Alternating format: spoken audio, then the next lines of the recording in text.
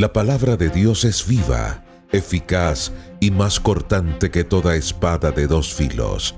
Cada semana, su autor nos invita a profundizar, a creer más y a vivir mejor a través del repaso de la lección de escuela sabática en Más de tu Palabra. Hoy, en Más de tu Palabra, estudiaremos la lección número 5. Dios pelea por ustedes. Sean bienvenidos a Más de tu Palabra. Un gran saludo para toda nuestra querida audiencia que nos están viendo desde cualquier parte del mundo, sea buenas tardes, buenas noches, de acuerdo al diferente uso horario en que te encuentras. Bienvenidos a Más de tu Palabra. Hoy con el pastor Jorge Luis Rodríguez, la lección número 5, Dios pelea por ustedes. Bienvenido, pastor. Muchas gracias, Daylin. Un gusto para mí siempre estar contigo y con esta amable audiencia que como cada semana se nos suma, en este caso, al estudio del libro de Josué. Es excelente, pastor, cómo vamos ya en la lección número 5 y lo que hemos estudiado hasta ahora es maravilloso. Y queremos recordarte que para estos estudios es necesario adquirir el material 3 en 1, que es una guía práctica para estudiar la Biblia. Estamos estudiando por trimestre la Biblia y este trimestre ha sido el estudio del libro de Josué. Interesante, pastor. De hecho, Daylin, déjame mencionar algo para los amables oyentes. El tema de esta semana va a estar un poquito... preocupante, bueno, es desafiante. Yo voy a decir complicado. Sí, es un tema al que no le prestamos mucha atención. Normalmente no se predica mucho en los púlpitos, pero es muy relevante a la luz de la Biblia. Ya vimos la lección pasada con el pastor Polanco también el tema de la Guerra Santa, el gran conflicto entre el bien y el mal. Por eso es muy importante que usted tenga su 3 en 1, porque el autor muchas veces en una sola página, en una sola lección, no tiene todo el espacio. Y por eso, entonces, el mismo autor en este caso escribió un libro complementario donde usted puede ir y obtener más información estructurada de una manera más organizada, más distinta, no solo por día, sino ya un capítulo completo para usted complementar su estudio de la Biblia. Es sumamente importante. No, y también, pastor, poder tener a la mano, además de este 3 en 1, la Biblia, también algunos otros recursos. ¿Como cuáles otros recursos podemos tener? Bueno, pastor? hoy vamos a estar utilizando el comentario bíblico Andrews.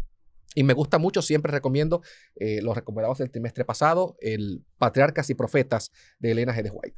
Tengo aquí también, lo mencioné en la primera lección, el libro de Josué sobre liderazgo, aunque hoy no hablaremos de liderazgo, pero es un excelente recurso para ver el libro de Josué desde la perspectiva del liderazgo. Así es. Así que, bueno, vamos a comenzar y pedirte allí donde estés que puedas acompañarnos en la oración inicial, pidiéndole al Espíritu Santo que nos ayude a comprender, porque esta es una de las lecciones más desafiantes del libro de Josué. Oremos. Amadísimo Padre Celestial, muchísimas gracias por la oportunidad que nos has dado de estudiar tu palabra, de compartir con nuestros hermanos de la fe en diferentes países a través de la tecnología. Permítenos que a través de tu Santo Espíritu podamos entender el mensaje central de esta lección y que podamos ponerla en práctica en nuestras vidas. En el nombre de Cristo Jesús. Amén. Amén. Pastor, el libro de Josué justamente en esta lección es desafiante porque se titula Dios pelea por ustedes. Y el versículo de memoria dice, todos estos reyes y sus tierras tomó Josué de una vez porque el Señor Dios de Israel peleaba por los israelitas. Josué 10:42. Cuando a veces nosotros nos cuesta entender cómo un Dios de amor pueda aparecer en el libro de Josué como un guerrero, peleando las batallas, conquistando, ordenando juicios sobre pueblos enteros. Entonces uno dice, ¿cómo puede haber una combinación entre guerra y amor? Eso es preocupante porque ¿cómo? Y te hago la pregunta, o sea, ¿cómo podemos entender estas guerras del Antiguo Testamento? ¿Cómo podemos entenderla como unas guerras que no eran para violencia humana, sino era para una justicia y fidelidad de Dios? Mira, la semana pasada estudiamos el tema la guerra detrás de todas las guerras. Y es muy importante, voy a decir algo ahora al principio para que lo mantengamos en mente a lo largo de todo este repaso. Yo no puedo entender el concepto de la Guerra Santa y el concepto de estas aniquilaciones de pueblos y exterminio que presentan Josué, también el libro de Jueces, por supuesto, solamente desde la perspectiva humana. Yo no puedo ver este tema. Vamos a ver ahora Josué capítulo 10, capítulo 11, donde se habla de que Josué exterminó a los pueblos, barrió con los reyes, mató a ciudades enteras. Yo no puedo verlo única y exclusivamente desde la perspectiva de la ética humana. No basta solamente con verlo desde la perspectiva humana. Vimos la semana pasada que la lucha entre Israel y los pueblos cananeos y estas tribus y ciudades que había en Canaán era una representación en miniatura de una guerra mucho mayor. ¿Okay?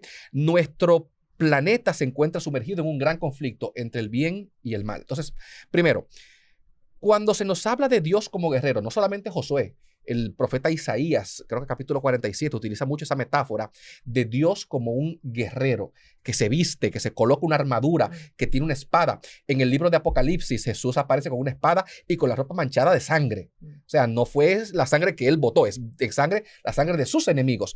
La Biblia presenta a Dios como un guerrero. Pero esto tiene una dimensión mucho más profunda que la humana. El ser humano pelea por venganza, pelea por orgullo, pelea por codicia, pelea por deseo de conquistar y de someter a otro ser humano. Dios pelea, escúcheme bien, amigo, Dios pelea, pero Dios pelea contra el mal. Dios pelea contra Satanás. Dios pelea contra los demonios. Dios pelea para proteger a su pueblo. Entonces, sí, la Biblia presenta a un Dios que es un guerrero. La Biblia presenta a un Dios que se mancha la ropa con sangre, pero por hacerlo bueno. Y te lo voy a explicar de esta manera. Yo tengo un hijo. Joel David, tiene 2 años, 3, ya acaba de cumplir 3 años, pero es que todavía tengo 2 años. Acaba de cumplir 3 años. Si una persona entra a mi casa por la noche e intenta hacerle daño a mi hijo, ¿qué se supone que yo debo hacer? Vamos a ver, ¿debo yo decir paz y amor? Haz lo que tú quieras con mi hijo. Por supuesto que no. Eso sería ilógico. ¿Qué demanda el amor de padre de mí? Defender. Si una persona entra a hacerle daño a mi esposa, a mi hijo? Proteger, defender. Que yo proteja y que yo defienda. De la misma manera, cuando la Biblia presenta a Dios como un guerrero, lo presenta defendiendo a su pueblo. Lo presenta defendiendo la justicia, defendiendo el amor de los poderes malignos. Vamos a ver en esta lección un poquito más de trasfondo, pero hay que tener en cuenta la imagen de un Dios como guerrero. No es un guerrero humano. Dios se presenta como un guerrero, no para someter, no para dañar, sino para proteger lo bueno. O sea, repito, tenemos que tener esto en mente. El contexto es el gran conflicto. Dios es el representante de lo bueno y como un padre amoroso que defiende a sus hijos, se ve en la obligación, en este caso, de recurrir a medidas extremas, pero es para cuidar a su pueblo, es para defender lo que se considera bueno. Si Dios no actúa como guerrero, entonces el mal y los malos exterminan al pueblo de Dios. Si Dios no extermina el mal extermina el pueblo de Dios y el bien. E incluso intentaría exterminar al mismo Dios si pudiera. Desde ese punto de vista, se entiende entonces por qué Dios toma la iniciativa en esas batallas en ese Antiguo Testamento, porque de una manera está tomando la iniciativa como siempre la ha tomado de salvar a su pueblo. Así es. Ahora, en el libro de Josué también aparece un término bien importante y es guerra santa. Y estas dos palabras juntas generan un poco de tensión, un poco de preocupación, porque cuando escuchamos la palabra guerra, pensamos en sangre, pensamos en violencia, en destrucción, en muerte. Y cuando pensamos en la palabra santo, pensamos en paz, en Dios, en pureza. Y parecen que esas dos palabras no deberían estar juntas porque como que se contradicen.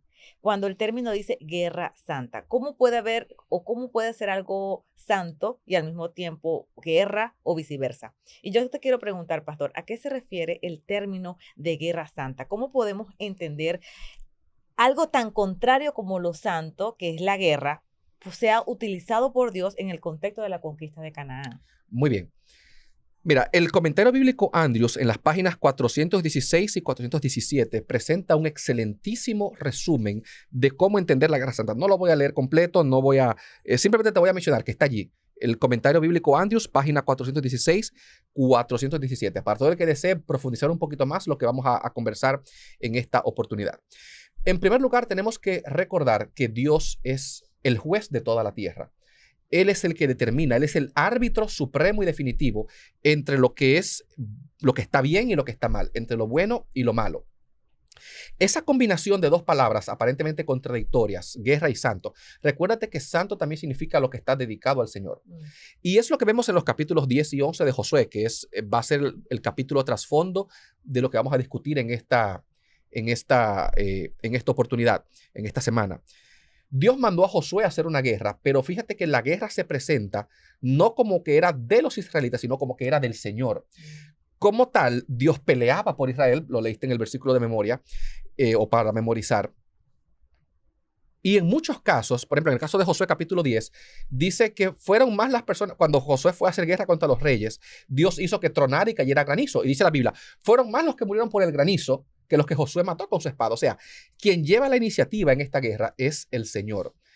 Y volviendo al punto inicial, cuando me preguntaste por el tema de Dios como guerrero, se le llama guerra santa porque el que pelea es Dios, no es su pueblo. Y Dios pelea contra todo lo que se opone a su reino, contra todo lo que se opone a su dominio, contra todo lo que se opone a lo bueno, al bien, a la justicia y al amor. O sea que el propósito de esta guerra santa realmente era establecer la justicia y la paz del mismo Dios en la humanidad. Es un round, por así decirlo, un asalto en términos de boxeo, en el gran conflicto cósmico entre el bien y el mal. Y Dios está tratando de de eliminar el caos. La Biblia entera, la Biblia comienza con Dios transformando el caos en orden. La tierra estaba desordenada, vacía, Dios viene y ordena. Es esa lucha constante entre el caos y el orden, entre lo malo y lo bueno. Y la guerra santa es eso, Dios tratando de hacer su parte. Menciona aquí el comentario bíblico de Andrews, que es muy importante señalar que este concepto de guerra santa, quizás lo volveremos a tocar al final de la lección, solo se aplica a este periodo en la historia, al periodo de la conquista de Canaán. No es una palabra que deba hoy formar parte de nuestro vocabulario como cristianos. Yo no puedo tomar las armas e ir a pelear contra un pueblo pagano y decir que es una guerra santa. Primero, la guerra santa es iniciativa de Dios, no del ser humano. Yo no puedo tomar una guerra personal o política, pegarle el nombre Guerra Santa y para legitimizarla o para hacer lo que yo quiera. Está limitada en la historia a este periodo de la conquista, 1400, 1100 antes de Cristo, y ya no es válido utilizar esta expresión, esta palabra hoy en día. No, y de hecho en las cruzadas anteriormente usaban esos términos para justificar. Y hoy día podemos hasta usar esos términos para justificar. Yo voy a defender aquí en una guerra santa, pero lo que busca Dios no es eso, no es venganza, sino es establecer su justicia y su paz. Es necesario, pastor, poder recordar lo que dice la lección en cuanto a la cultura cananea. La cultura cananea, de hecho, aquí habla en el día domingo y es interesante, es necesario pues resaltar que estaba profundamente contaminada. Idolatría, prácticas inmorales, sacrificios humanos, violencia, injusticia social, en fin. Era una sociedad que se había degradado tanto, pero tanto, y entender esa corrupción de ellos nos lleva de una otra manera a entender lo que es el término de guerra santa. Es correcto. Okay. Déjame leer algo, un detalle. En Génesis capítulo 15,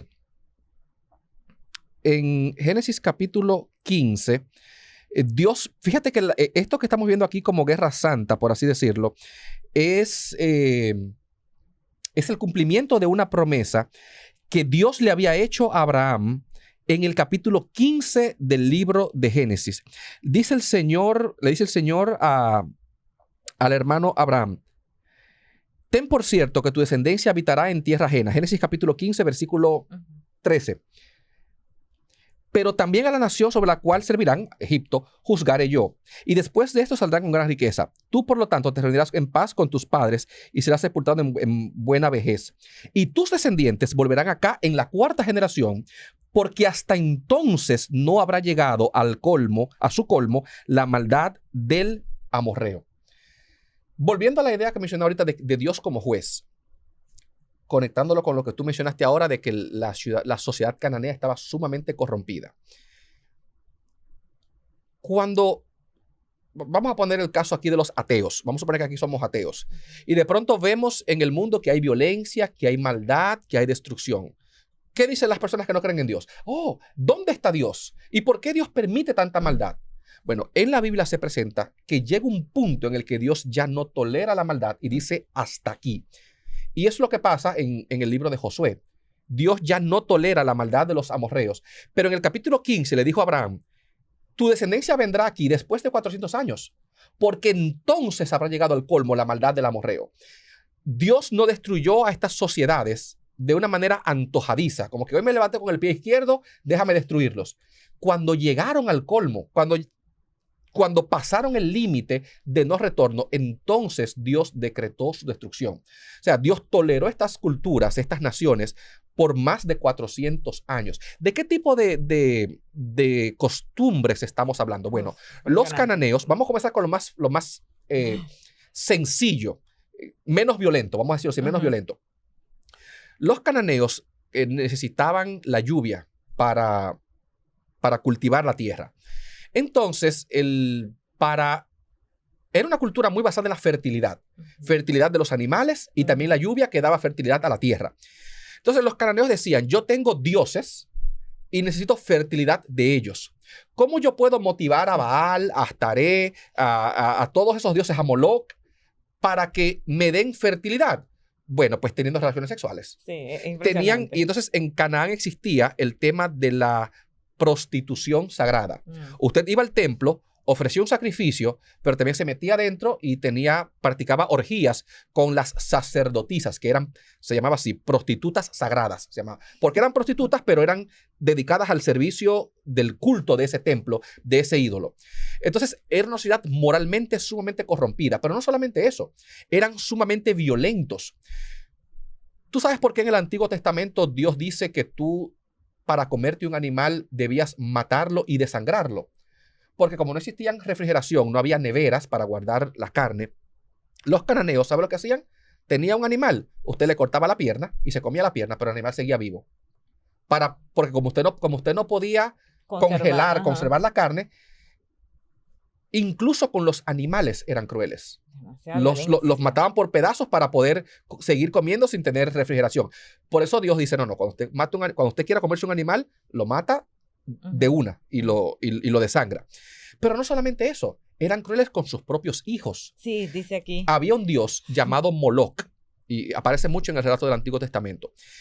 Y Moloch lo que pedía era el hijo de la persona. O sea, lo que tú le ofrecías a Moloch no era una ovejita, ni una paloma, ni un animal. Era tu hijo.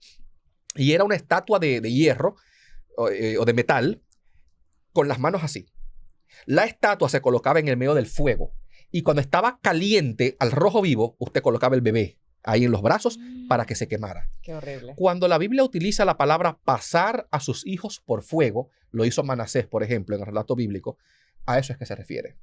Entonces, cuando tú ves ese tipo de barbaridades, ¿qué se espera que Dios haga? ¿Que los tolere, que los deje así? O sea, la justicia de Dios demanda la aniquilación de ese pueblo. Sin embargo, vemos, porque eso fue el final, pero realmente su objetivo inicial era desposeerlos, sacarlos del territorio, porque aún así vemos la misericordia de Dios, como ustedes decían a un principio. Dios no quiso aniquilarlos de una vez, sino que les dio oportunidad a ese pueblo de volverse a los caminos de él. Sin embargo, esos habitantes de Canaán no tomaron en cuenta el tiempo de gracia. Y fue donde entonces el Señor, viene la palabra clave que es Herén, que significa aniquilación total del pueblo. Antes de llegar al Jerem, Herén o Jerem, lo puede pronunciar de las dos maneras. Mencionaste algo muy interesante. El objetivo de Dios con Canaán, con esa tierra, era simplemente exiliar a la gente.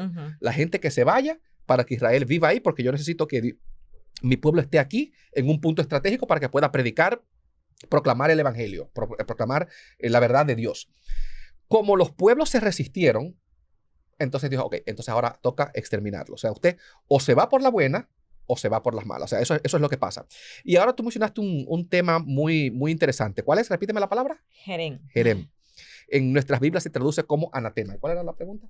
La pregunta es, si la meta de Dios en esas batallas, en esa guerra, es justicia y orden, ¿cómo entender entonces que Dios ordenara el Jerem, es decir, la aniquilación completa de ese pueblo cananeo? Sí, sabemos todo lo que hizo, de verdad que era una barbaridad, una corrupción. Sí, eso es lo primero que quiero volver a matizar. Cuando Dios decreta la muerte de todo un pueblo, Él está usando su prerrogativa divina como juez. No es lo mismo cuando yo mato a una persona, que es un pecado, yo no puedo matar a nadie. Cuando Dios lo hace, número uno, como dueño y autor de la vida, Él determina quién vive y quién muere. Número dos, cuando Dios dice esta persona debe morir, Dios está pronunciando un juicio moral. Dios sí puede condenar a muerte, yo no debo condenar a muerte. Entonces, ahí hay un pequeño matiz. Jerem, que es una palabra que en nuestras vidas se traduce como anatema, es una palabra fascinante. porque está muy ligado con santo también, o con consagrado. Mira lo que dice Levítico capítulo 27, versículo 28 y 29. No se venderá ni se rescatará ninguna cosa consagrada que alguien haya dedicado a Jehová de todo lo que tenga, ya sea hombres, animales o tierras, de su posesión. Todo lo consagrado será cosa santísima para Jehová. Versículo 29. Ninguna persona separada como anatema podrá ser rescatada. Indefectiblemente ha de ser muerta. En el versículo 28, la palabra consagrada es también la palabra jerem. ¿Ok? En el Antiguo Testamento usted podía estar dedicado a Dios, consagrado a Dios de dos maneras, con dos palabras. Kodesh, que en hebreo significa santo, o jerem, que se traduce como anatema. ¿Ok? Lo santo, lo Kodesh, está consagrado a Dios para Dios utilizarlo y especialmente porque representa el carácter y los principios morales del reino de Dios.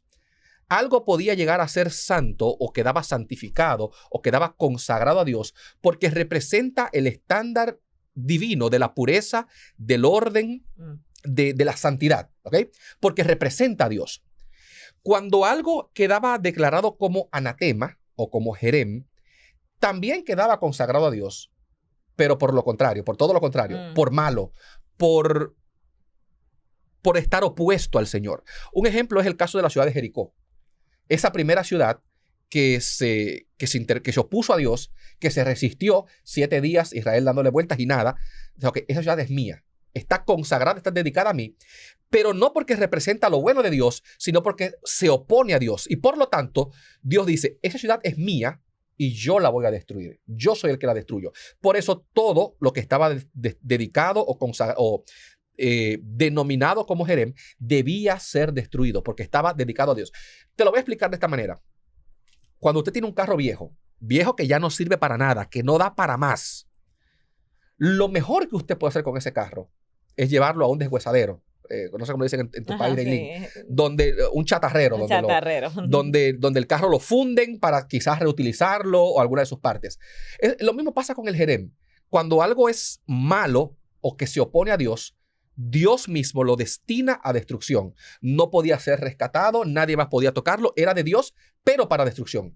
A diferencia de lo que era santo, que era para Dios porque refleja el carácter de Dios. Esto es importante, vemos aquí que entonces la neutralidad no es posible, o sea, con el pecado, porque lo que usted está explicando, o eres caliente o eres frío, pero tibio no, es lo que entiendo en esto, con esta palabra de este término de jerem. Ahora, es importante también resaltar, pastor, que aun cuando el pueblo cananeo estaba tan corrompido, si había una persona que aceptara cambiar, Dios iba a darle la oportunidad, porque pasó en Jericó con... Hay varios casos que explican un poquito que el jerem y la guerra santa no era un decreto irreversible.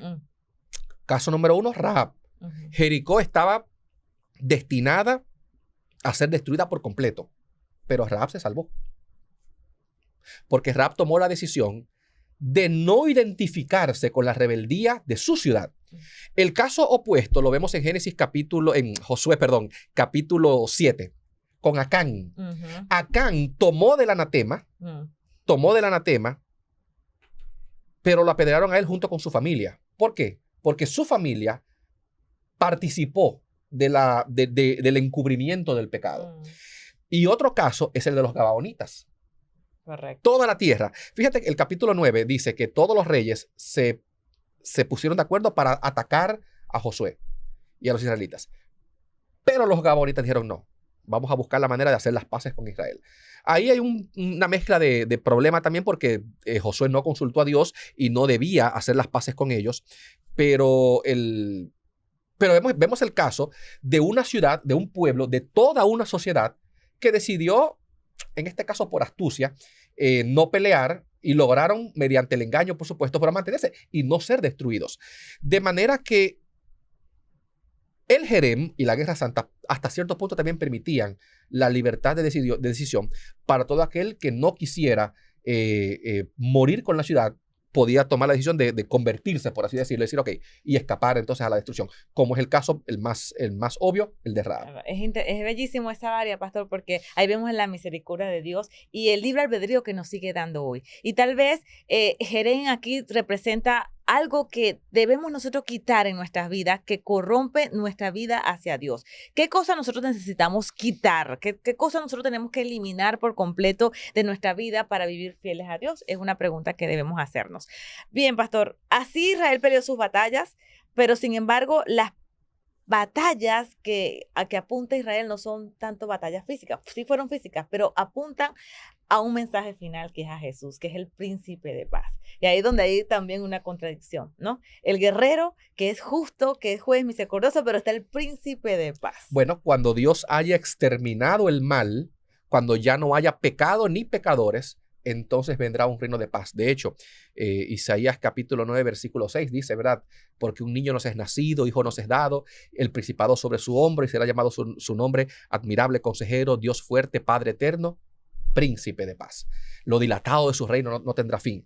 En el Antiguo Testamento se repite mucho la frase, y habrá paz en todo mi santo monte. Dios ha prometido una tierra nueva, donde, como menciona el profeta Isaías, donde el león y el cordero podrán morar juntos, donde la serpiente no morderá, donde el lobo no hará daño. Pero para que ese futuro de paz llegue, Dios tiene que exterminar el mal del universo. Solo cuando Dios haya acabado, erradicado con el pecado, entonces podrá venir ese reino de paz. Y es el reino que esperamos nosotros, ese reino de paz que Cristo va a instaurar. Porque al final, todo este tema de la Guerra Santa es Dios tratando de poner orden en un universo de caos, en un planetita que se ha rebelado contra él. Y que nosotros somos llamados a mantenernos fieles a estas promesas y a reflejar esa paz en medio de un mundo corrupto. Ese es nuestro llamado. Es correcto. Gracias por esta maravillosa lección, pastor. Me encantó. Era muy desafiante, términos que cuestan vincularlos, pero espero, mi querido amigo, que te haya servido muchísimo esta inspiración y este repaso. Pastor, una oración final para todos aquellos que tal vez nos vemos desafiados a querer hacer guerra santa en nuestra comunidad o con nuestros vecinos o con aquella persona que nos hace daño, pero que con esta lección que aprendimos, que si somos hijos de Dios, si creemos en Él, debemos reflejar a ese príncipe de paz. Oremos. Padre bueno que estás en el cielo, muchas gracias porque nos permites una vez más repasar, estudiar tu palabra. Te pedimos ahora que nos acompañes y que lo que hemos aprendido pues pueda darnos la esperanza de un futuro de paz, de un lugar en un universo, un mundo en el que tú habrás exterminado el mal, el dolor, el sufrimiento. Permite que mientras llega ese día podamos seguir confiando en ti, en tus promesas y en tu palabra. Te lo pedimos en el nombre de Jesús. Amén. Con la certeza de que Dios, a través de su palabra, seguirá guiando nuestros pasos cada semana, nos despedimos hasta la próxima edición de Más de tu Palabra. Les esperamos.